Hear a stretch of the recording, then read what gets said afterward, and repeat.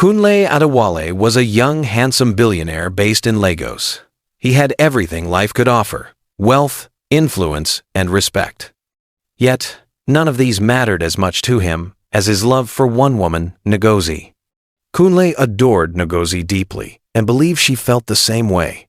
One evening, in a luxurious restaurant on Victoria Island, Kunle dimmed the lights, lit scented candles, and went down on one knee. From a small velvet box, he revealed a glittering diamond ring. "Ngozi, will you marry me?" he asked, his face glowing with joy. Ngozi gasped, tears filling her eyes. "Yes, yes, 1,000,000 times yes," she exclaimed, hugging him tightly. The news of their engagement spread quickly across Lagos. Social media buzzed with their pictures, and their story became the talk of the city. Friends and admirers flooded them with congratulations. But not everyone was pleased. Kunle's father, Chief Adewale, a seasoned businessman with decades of experience, was uneasy. The following morning, he called Kunle into his study. "My son, are you sure this young woman truly loves you?" Chief Adewale asked sternly. Kunle smiled confidently. "Dad, Ngozi is not after my money. She loves me for who I am." But his father shook his head slowly. "Kunle, you are too trusting. A woman's true heart is revealed in times of hardship. Comfort hides the truth, but challenges bring it out." Kunle frowned. "Father, I don't need to test her. Ngozi has already shown me her love many times." Chief Adewale leaned forward. "If you are so sure, then a little test will do no harm. If her love is genuine, she will pass. But if not, you will know the truth before it is too late." Kunle hesitated, but eventually nodded. "Very well, father. I will do it, but I am certain she will not fail." And with that decision, the stage for the greatest test of love was set. A few days later, Kunle put his father's words into action. He contacted their trusted family doctor, Dr. Chinedu, at Lagoon Hospital in Victoria Island. Sitting in the doctor's office, he explained the unusual plan. "Doctor, I want to stage an accident.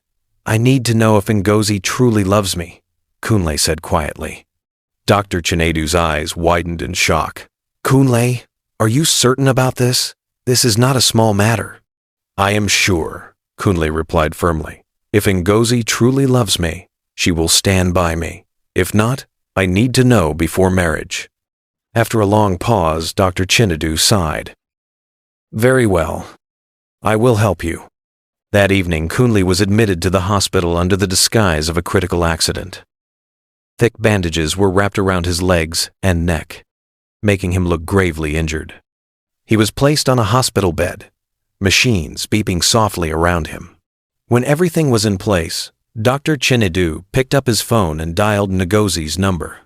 "Hello, is this Miss Ngozi?" he asked. "Yes. Who is this?" Ngozi's voice sounded uneasy. "This is Dr. Chinedu from Lagoon Hospital. Your fiancé, Mr. Kunle Adewale, has been in a serious accident. He is in critical condition. Please, come immediately." Ngozi gasped, her heart nearly stopping. "Oh my God, I'm on my way," she cried, dropping the phone and rushing out of her house. Within minutes, she arrived at the hospital and hurried into the emergency ward. The sight before her was overwhelming. Kunle lying on the bed, his legs heavily bandaged, his neck stiffened with support, his face pale. Tears filled her eyes instantly. "Oh, my love, what happened to you?" she sobbed, clutching his hand. Kunle slowly opened his eyes, his voice weak and broken. "Ngozi, I don't know if I will ever walk again." Her body trembled as she wept. "No, don't say that. You will walk again. I will take care of you, my love." Trying to calm her, she rushed to Dr. Chinedu's office. "Doctor, please tell me the truth. What is happening to my fiancé?"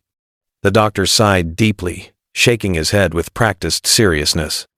"Miss Ngozi, the accident was very bad. I fear Kunle's legs may never recover.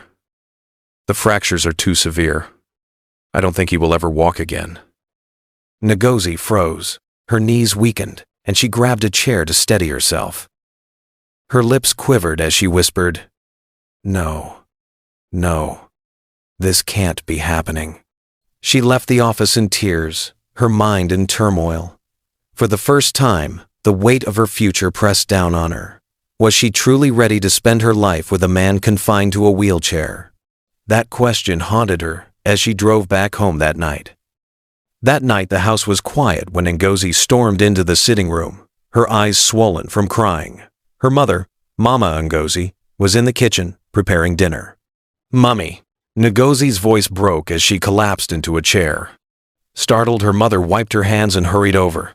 "Ngozi, what is it? Why are you crying like this?" "Mummy, I don't know what to do," she sobbed. "Kunle had an accident. The doctor said he may never walk again." Mama Ngozi's face tightened in shock. "What do you mean he may never walk again?" "That is what the doctor said. His legs are badly damaged. He might be in a wheelchair for the rest of his life," Ngozi cried, burying her face in her palms. Her mother sat beside her, thinking deeply.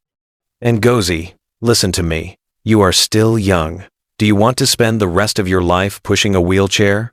Do you want to waste your youth taking care of a crippled man?" "Mummy, I love him, but I don't know if I can do this," Ngozi whispered through her tears. Mama Ngozi sighed, placing a hand on her daughter's chin. "Love is sweet when there is comfort, but once hardship enters, love becomes a burden. You need to think wisely. Marriage is not only about emotions, it is also about survival." Ngozi shook her head slowly. "Mummy, I can't suffer. I'm not built for that life." Mama Ngozi's lips curved into a sly smile. "Exactly. And you don't have to. We have Amaka in this house, don't we?" Ngozi frowned. "Amaka? My half-sister? The one who does all the chores?" "Yes," her mother replied firmly. "She has always been the one scrubbing floors, cooking, washing. She is already used to suffering. Let her take care of Kunle. She can handle the burden. Why should you waste your life?" Ngozi blinked in surprise, her tears slowing. "So you mean I should give Kunle to Amaka to look after?" Her mother leaned back, satisfied. "Exactly. Amaka can be his caretaker. That way, you are free to live your life without being tied down to suffering." For a moment, Ngozi sat in silence, torn between guilt and relief. Then slowly, a small smile appeared on her lips. "You're right, Mummy. Amaka will take care of him. I can't suffer because of love." Mama Ngozi nodded approvingly. "Good girl. Tomorrow we will send Amaka to the hospital. From now on, she will be the one by his side." That night, Ngozi went to bed, with her mind made up. Love to her was not worth sacrifice. What she didn't know was that her decision would change the course of all their lives forever. The next morning, Ngozi walked into Lagoon Hospital, her heels clicking softly against the tiled floor. She entered Kunle's ward, her face carefully composed, though her heart was unsettled. Kunle lay there, weak and bandaged, but his eyes lit up when he saw her. "Ngozi, you came," he whispered, trying to smile. She sat beside him, holding his hand briefly. Her lips trembled before she spoke. "Kunle, I'm sorry, but I can't do this." Kunle's heart skipped. "Do what?" She lowered her gaze. "I can't take care of you. You deserve someone better, someone who can give you the attention you need." His grip on her hand tightened slightly. "Ngozi, what are you saying? We are engaged. You promise to be with me no matter what." Her eyes darted away, and her voice turned cold. "I have asked Amaka to take care of you. She will be coming here every day to look after you." Kunle stared at her in disbelief, his chest tightening as if pierced by a blade. "Ngozi, are you abandoning me?"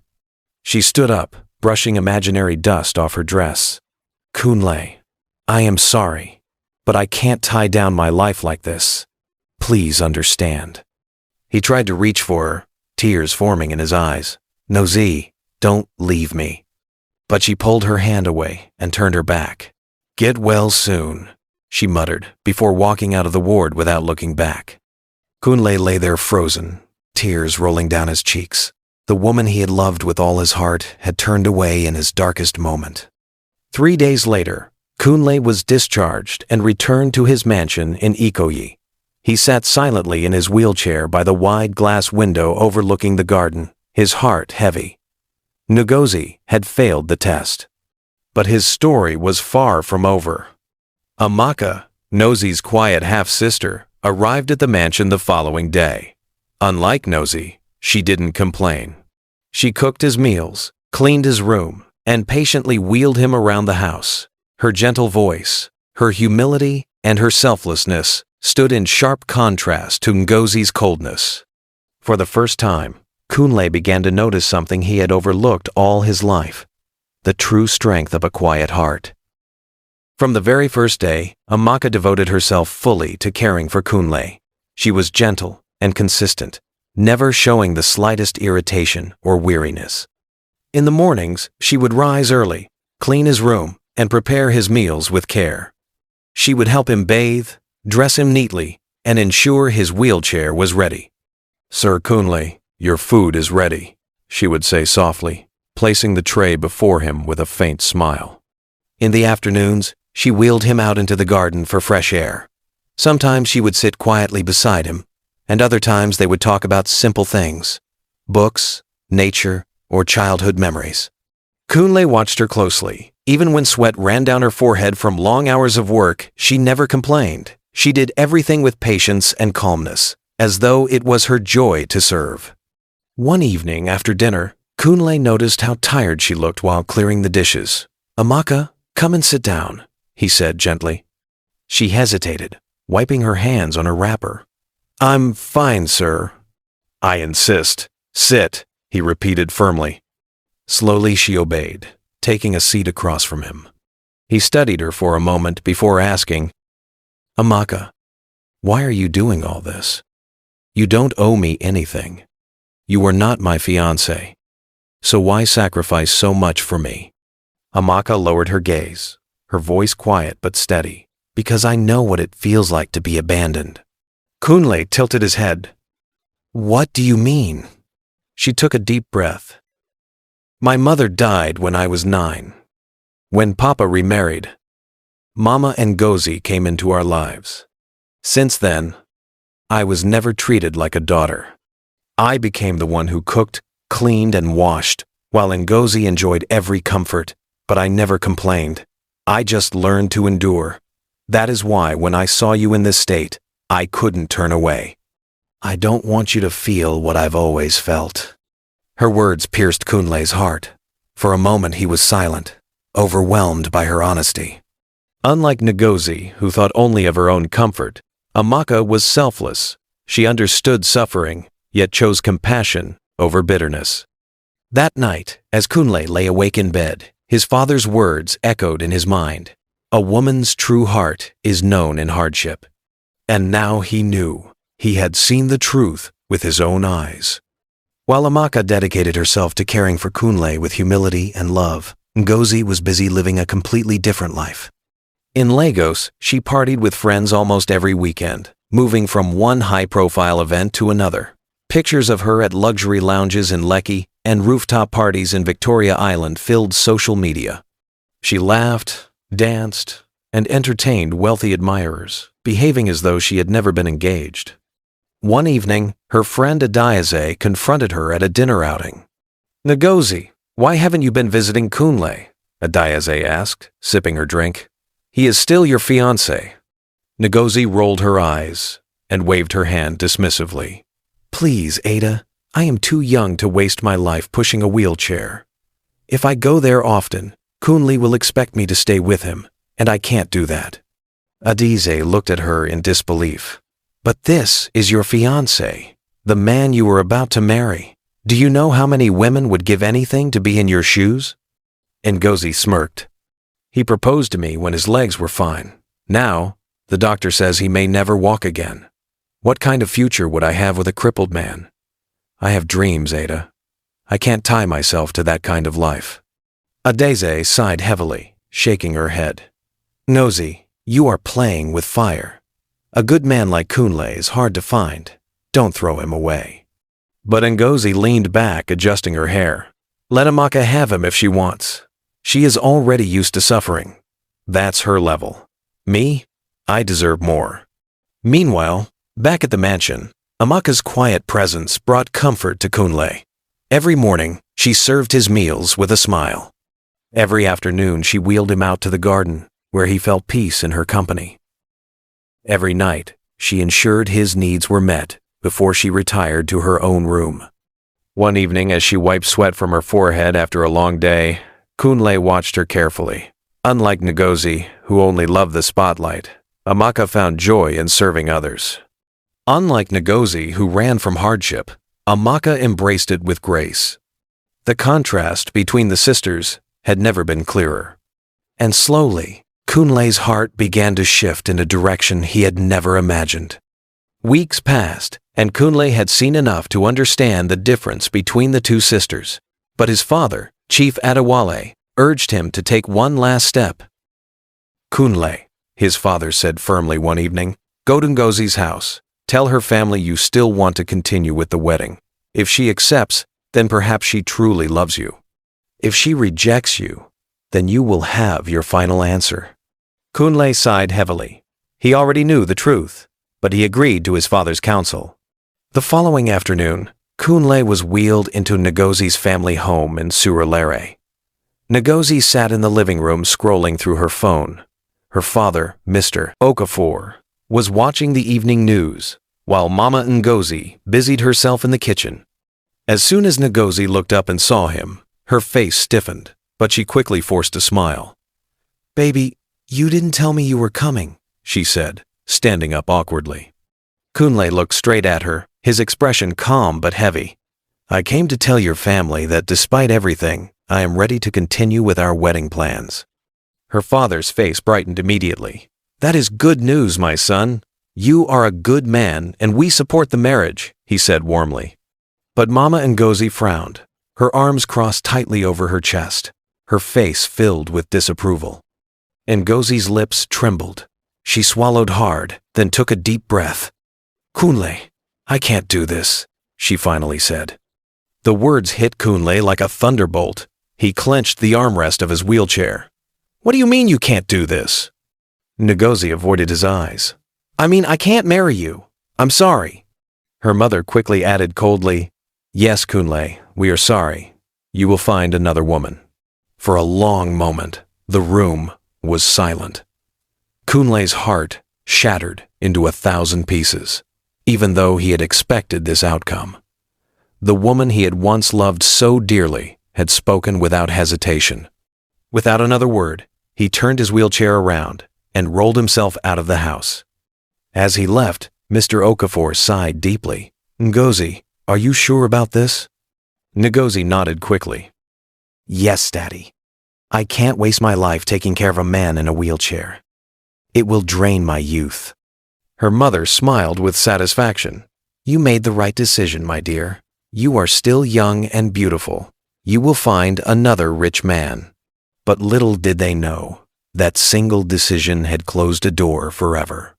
Back at his mansion in Ikoyi, Kunle sat by the large window, staring into the garden.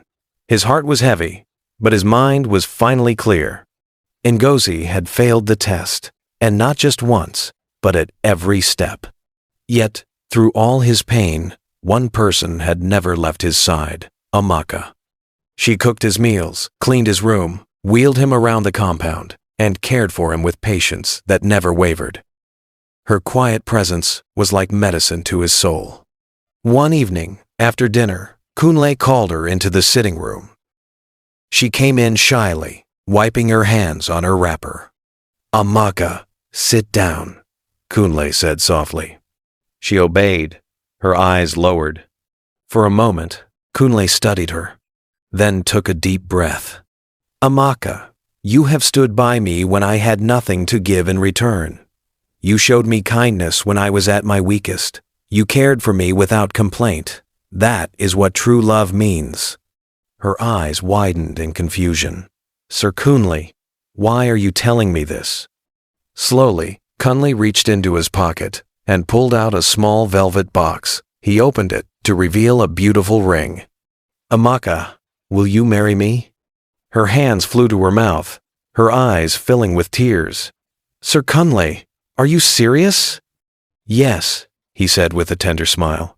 I may be in this wheelchair, but my heart is whole, and I want to give it to you. You are the woman who has shown me what love truly is. Tears streamed down her cheeks as she nodded. Yes, Kunle, I will marry you. He smiled in relief as she threw her arms around him. For the first time in months, his heart felt alive again. A month later, their wedding took place in Abuja. It was a small but elegant ceremony, attended by close friends and family. Kunle looked dashing in his suit despite the wheelchair, while Amaka glowed in a white gown that seemed to light up the hall. Back in Surulere, Ngozi and Mama Ngozi didn't bother to attend. Instead, they mocked bitterly. Let her marry him, Mama Ngozi sneered. She likes suffering. Let her spend her life pushing a wheelchair. Ngozi smirked, crossing her legs. I can't wait to see Amaka in a wedding gown, wheeling her husband around like a nurse. That will be her portion. But while they mocked, Kunle and Amaka exchanged vows that sealed their bond forever. Their marriage was not built on wealth, beauty, or convenience. It was built on sacrifice, kindness, and genuine love. And destiny had only just begun to reward them. After the wedding, Kunle whisked Amaka away to a private resort in Obudu for their honeymoon. The cool mountain air and the breathtaking scenery provided the perfect backdrop for their new beginning. On their second night, Amaka was arranging their luggage in the room when she suddenly heard a sound behind her. She turned and froze. Kunle was rising from his wheelchair. Her eyes widened in shock as he straightened his legs and took a step forward. Kunle, you can walk? She gasped, her voice trembling. He smiled gently, taking another step toward her. Yes, my love, I was never truly paralyzed. Amaka dropped the clothes in her hands, her breath caught in her chest. What are you saying? Kunle's eyes softened. It was all a test, Amaka. My father asked me to find out if Ngozi truly loved me, so I pretended to be crippled, and she failed the test. Tears filled Amaka's eyes as her hands shook. All this while, you could walk? Yes, he said, reaching for her hands. And in the middle of that test, I found something greater. I found you, the one person who showed me love when I had nothing to offer. Her tears spilled as she pressed a trembling hand against her lips. Kunle, I don't know what to say. He pulled her into his arms. Say yes to the life ahead of us. You are my queen, Amaka, the woman I will spend the rest of my life proving my love to. She broke down in tears against his chest, not of sorrow but of overwhelming joy. I love you, Kunle, with all my heart. He kissed her forehead tenderly. And I will love you, Amaka, forever. That night, in the peaceful hills of Obudu, Amaka discovered the truth, not only about Kunle's test, but about the priceless treasure she had become to him. While Ngozi had walked away, Amaka had stayed, and in staying, she had won the crown of true love. Back in Surulere, life was no longer the same for Ngozi. At first, she pretended to be unbothered by Kunle's marriage to Amaka. She laughed with her friends, posted pictures on social media, and acted as though nothing had changed. But deep inside, her heart was restless. One evening, her friend Adeze stormed into her house, excitement all over her face. Ngozi, you won't believe who I just saw. Ngozi barely looked up from her phone. Who? She asked lazily. Kunle and Amaka, Adeze exclaimed. But Ngozi, listen, Kunle was walking. Ngozi's phone slipped from her hand.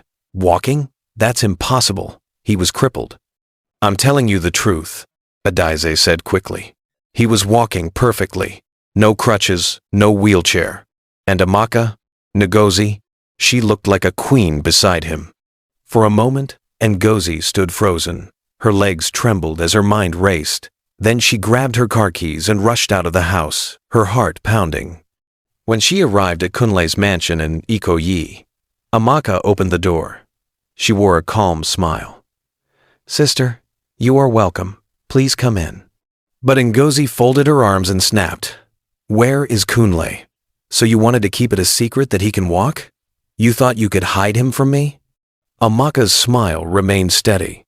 Kunle is my husband now. I didn't hide anything from you. You never even asked about him. At that moment, Kunle's black SUV pulled into the driveway. He stepped out, tall and confident, no trace of disability in his stride. Ngozi's heart leapt. Without thinking, she ran to him and hugged him tightly. Baby, I'm so happy. You're healed. I missed you so much. Please forgive me. I was confused. But Kunle gently pushed her away, his face cold. Ngozi, what are you doing here? She looked up at him with teary eyes. Kunle, I was foolish. I let my mother deceive me, but I swear I truly love you. Please, give me another chance. Kunle shook his head slowly. Ngozi, I was never in any accident. I was never crippled. It was all a test to see if you truly loved me. Ngozi froze, her mouth open in shock. What? What are you saying? My father wanted me to be sure, Kunle continued. And I believed in you, Ngozi. I thought you would prove him wrong. But you failed. You loved my money, not me. Her knees buckled as she fell to the ground, tears streaming down her face. Kunle, please. I didn't know. I thought it was real. I can change, I swear. I love you. Kunle turned to Amaka and said calmly, My wife, please close the door. Amaka looked at her sister with quiet strength. Ngozi, you once mocked me and said I would suffer for the rest of my life. But now I have found love and peace. Please, go home. Ngozi's tears soaked her blouse as she stood up and glared at Amaka. You think you've won, don't you? You stole my happiness, but I will be back. She stormed out, her heart burning with regret and anger. That night, alone in her room, she hugged her pillow and wept until her body shook. For the first time, Ngozi realized she had lost the only man who ever truly loved her. And this time, there was no getting him back. Months passed, and the Adewale mansion in Ikoyi was filled with peace and laughter.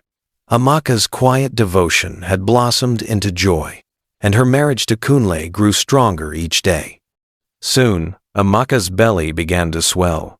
She often stood in front of the mirror, gently rubbing her stomach with a soft smile. Kunle would come up behind her, wrap his arms around her, and rest his hands on her growing bump.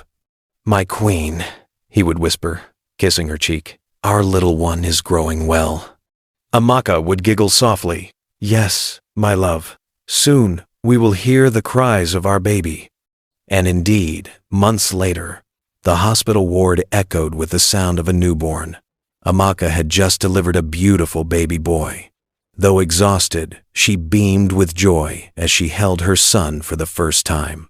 Kunle stood by her side, his eyes wet with tears as he carried the baby in his arms. He's perfect, just like her mother. Welcome to the world, little John. Amaka smiled faintly. Our John, our first fruit. 3 days later, the couple returned home to a mansion decorated with balloons and baby clothes. Family and friends came to celebrate, and the house rang with music, laughter, and thanksgiving. But in Surulere, Ngozi's life had fallen into a pit of regret. She hardly ate, ignored calls, and spent most days lying on her bed, staring at the ceiling. Her once vibrant beauty was dimmed by swollen eyes and a broken heart. Adize visited one afternoon, fruits in hand, and gasped when she saw her friend's state. Ngozi, what is this? You look like someone who hasn't bathed in days. Are you going to kill yourself because of a man? Ngozi shook her head weakly. Ada, you don't understand. I lost him. Kunle was the only man who truly loved me, and now he's married to Amaka. Adize rolled her eyes. So what? You made mistakes, yes, but that was then. If Amaka took him, you can win him back. Don't just sit here crying. But Ngozi whispered brokenly. Ada, he told me to leave his house. He said he is already married to Amaka. He doesn't want me anymore. Adize leaned closer, her tone persuasive. Do you really believe Kunle loves Amaka more than he loves you? No. This may be another test. Think about it. You were his fiancée first. He still loves you, Ngozi. You just need to fight for your place. Slowly, a flicker of hope stirred in Ngozi's eyes. She looked at her reflection in the mirror, her face tired, but her determination hardening. You're right, Ada, she whispered. I can't just sit here and cry. Kunle was mine first. Amaka was just lucky. I will get him back. For the first time in months, she stood up with a renewed sense of purpose. Her heart burned with a dangerous mix of love, regret, and obsession. Life blossomed beautifully for Kunle and Amaka. Their home was filled with laughter, and little John became the light of their world. Every evening, Kunle would return from work to find Amaka in the living room, their son resting peacefully in her arms. Those moments reminded him of how far they had come and how blessed he truly was. But in Surulere, conflict brewed. One afternoon, Adeze visited Ngozi again, urging her to show up at Kunle's office under the guise of congratulating him on the baby. Before she could finish speaking, a firm voice interrupted. Enough. It was Mr. Okafor, Ngozi's father. He had just returned from work and overheard the conversation. He glared at Adeze. So, you are the one fueling this madness? Telling my daughter to chase a married man? Leave this house now. Ashamed, Adeze picked up her bag and slipped out silently. Turning to his daughter, Mr. Okafor's voice softened but carried weight. Ngozi, listen to me. You had your chance. You chose comfort over sacrifice. Now Kunle has found joy with Amaka. You must move on. Ngozi's eyes filled with tears. Daddy, I regret everything. I should never have left him. I love him still. Her father sighed, shaking his head. Love is not just words, Ngozi. It is action. When Kunle was in the wheelchair, you abandoned him. Amaka stayed. That is why she is his wife now. You must accept this truth, and let them be. Ngozi broke down, weeping bitterly, but deep within, she knew her father was right. Months passed, and time began to heal her wounds. With her father's help, she got a job at a real estate firm. She threw herself into work, slowly regaining confidence. By the following year, she carried herself with more dignity, her pain replaced by hard-earned maturity. Meanwhile, Kunle and Amaka continued to build a peaceful home. When John's first birthday came, their mansion was decorated with balloons and flowers. Family and friends gathered, laughter echoing through every hall. Even Ngozi attended. She held John in her arms, smiling genuinely as she kissed the child's cheek. For the first time, there was no bitterness in her heart, only peace. Later that evening, Mama Ngozi quietly approached Amaka. Her eyes glistened with tears as she said, My daughter, forgive me. Forgive me for everything. From your childhood until now. I was wrong. Amaka looked at her steadily, then nodded with a gentle smile. Mama, I forgave you a long time ago. Whatever happened only brought me here, to this beautiful life I now have. Let us leave the past behind us. They embraced, and for the first time in years, there was peace in that family. From a distance, Ngozi watched her mother and sister hug. She turned to her father and whispered, Papa, thank you for never giving up on me. Mr. Okafor smiled proudly. I'm proud of you, my daughter. You lost Kunle, but you found something just as precious. Wisdom, growth, and peace. And in that moment, Ngozi realized her story wasn't one of complete loss. She had fallen, but she had risen again, stronger and wiser. Kunle held Amaka's hand across the room, their son giggling between them. Their love had been tested, and it had triumphed. That's the story. True love wins, and selfishness loses. Do you agree with Kunle's choice? Drop your thoughts in the comments, like this video, and subscribe so you don't miss the next powerful story.